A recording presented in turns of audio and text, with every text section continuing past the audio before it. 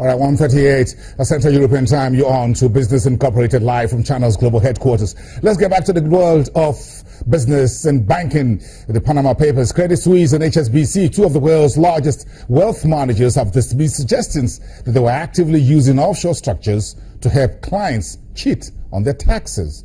Their comments came a day after a leak of 4 decades of documents from a Panamanian law firm that specializes in setting up offshore companies showed widespread use of those instruments by global banks on behalf of their clients and triggered a raft of government investigations across the world. Credit Suisse CEO Tidjane Thiam, who is aggressively targeting Asia's wealthiest for growth, said his bank was only after lawful assets.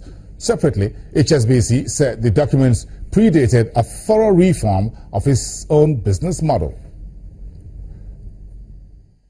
We should say that as of now, there is no evidence that HSBC, Credit Suisse or any other banks have been linked to any impropriety in Panama.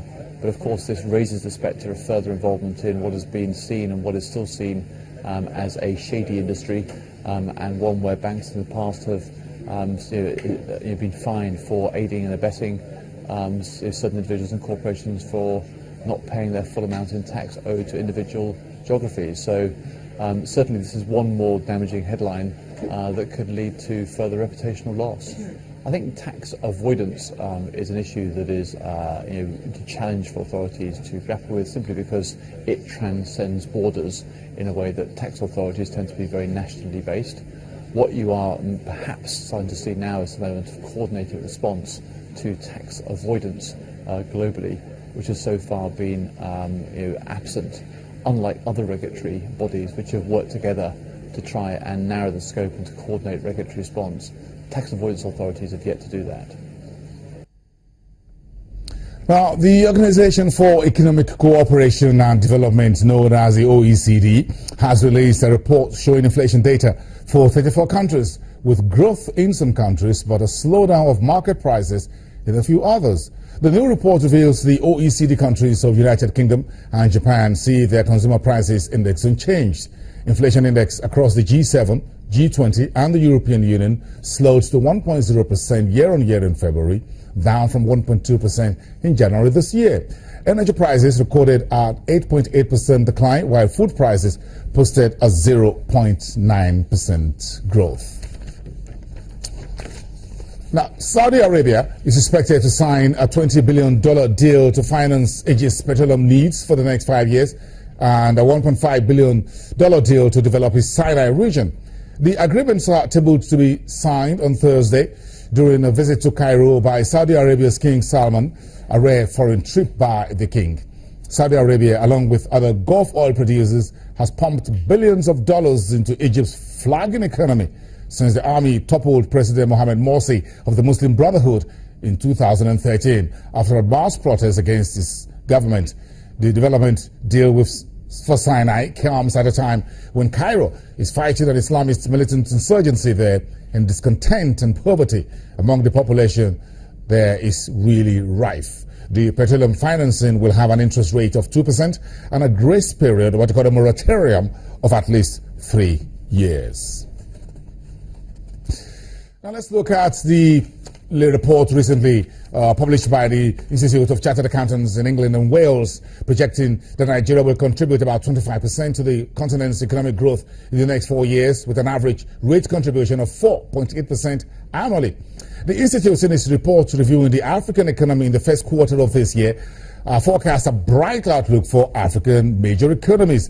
The GDP growth on the continent is expected to average 4.3% between 2015 and 2020. Now let's discuss more of this with the chief economist at Exotics Partners in London. Alan Cameron is joining us this time via Skype from the city. Alan, thank you very much. We appreciate your time. Thank you for having me.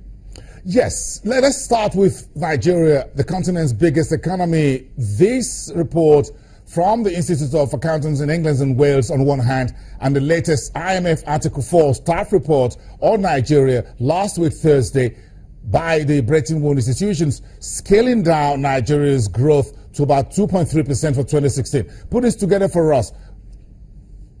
Yeah, well, I think in many ways it tells us something that we already knew. It just kind of formalizes the prediction that most people who are in Nigeria feel on the ground anyways, and most analysts who look closely at Nigeria expected.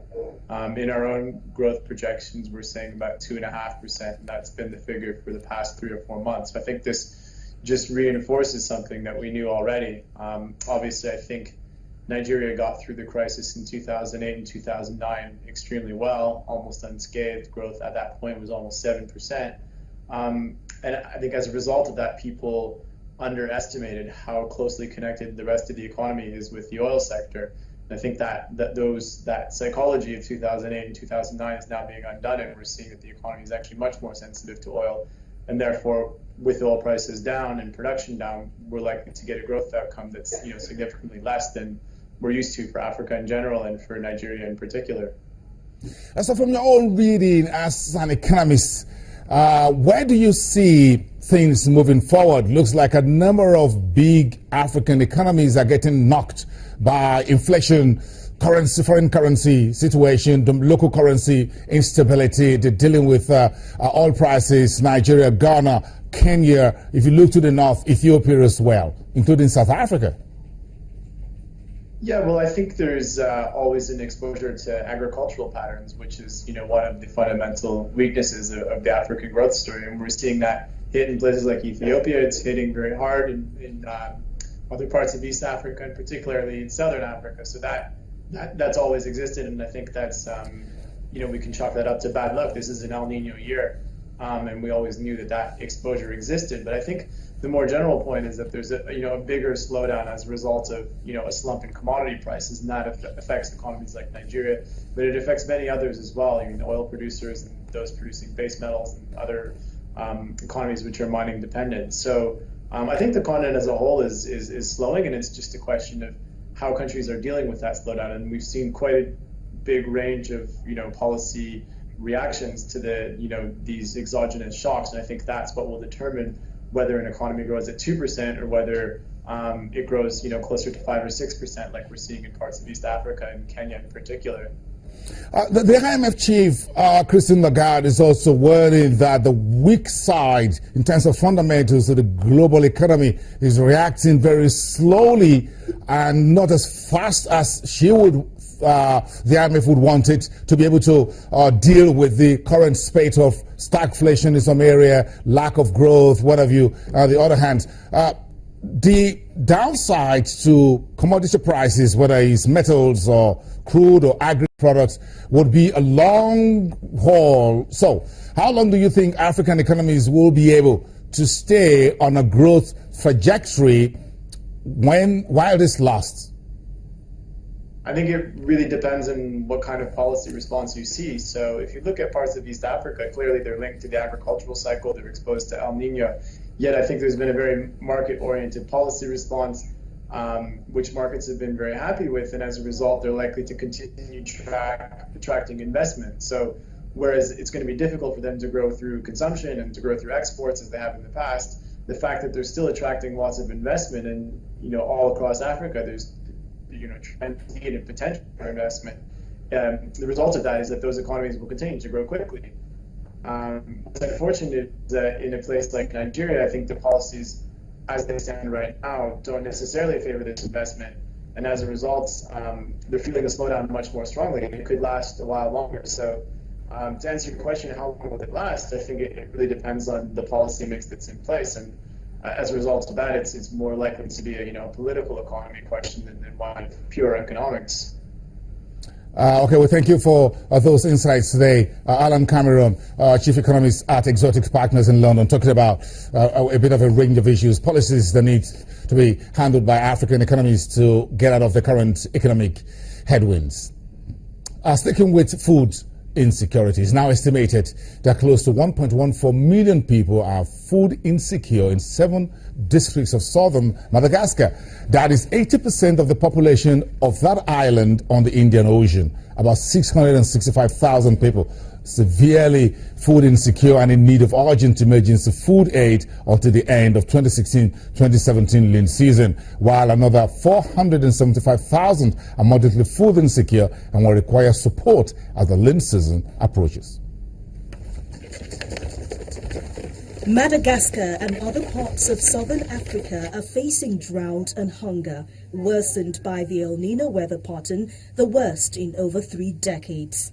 El Nino has led to droughts in some regions and catastrophic floods in others, affecting millions around the globe.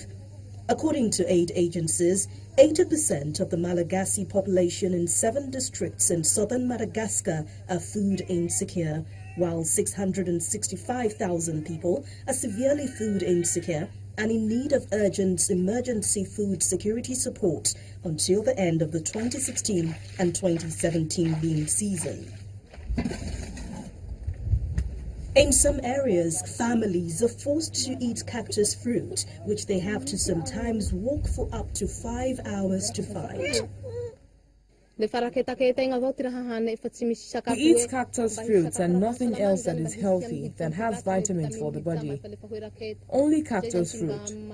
We are lucky to have cactus fruits, but when they are over, I don't know what we will do. The Madagascar government has declared a state of emergency in the southern region. The UN have drafted a contingency response plan with a budget of $70 million, of which only 9% has been secured so far. The plan of prioritizing food security, nutrition, health and water and sanitation sectors have been most affected. Over the past 2 years, this situation has even worsened.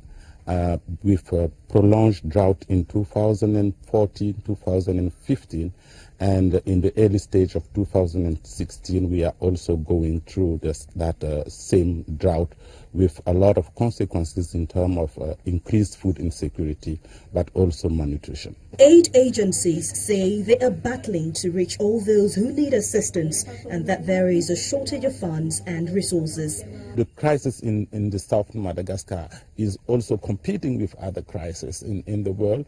However, the consequences still remain important and locally and for the local population.